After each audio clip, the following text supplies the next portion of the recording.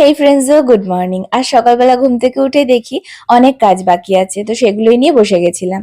তো সারা সকাল কিছু কাজ সেরে বাড়ির বাইরে গিয়ে দেখি আজই মহারানী সকাল সকাল আমাদের সঙ্গে দেখা করতে এসেছেন। মানে ইনি যখন ইচ্ছা আসবেন, খাবেন, আবার চলে যাবেন। ওই নিজের মন মর্জির মালিক। মালিক না, মালকিন। আমার বিড়াল তো আমারই মতো হবে না? যাই হোক, আজ খুব ভালো রোদ্দুর উঠেছিল, তাই মা আমাদের শীতের সব ভারী গরম জামা কাপড়গুলো কেচে দিয়েছিল।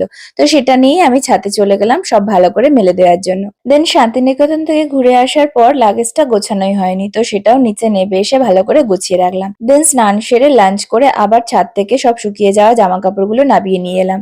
তারপর বিকেলে মা একটু জিরে জল করেছিল, আর আমাদের এক নেবার আমাদেরকে একটা তিলের পাঁপড় দিয়েছিল। তো আমি ইউজুয়ালি সল্টি পছন্দ করি, বাট এটা এত বেশি সল্টি ছিল যে আমি খেতেই পারিনি। দেন আবার একটু এডিটিং এর কাজ করে নিলাম, তারপর মা একটু গুড় এনে দিল, আর রাতে একটু ঘন্ট দিয়ে মুড়ি খেয়ে দিনটা কমপ্লিট করলাম। That's it for today.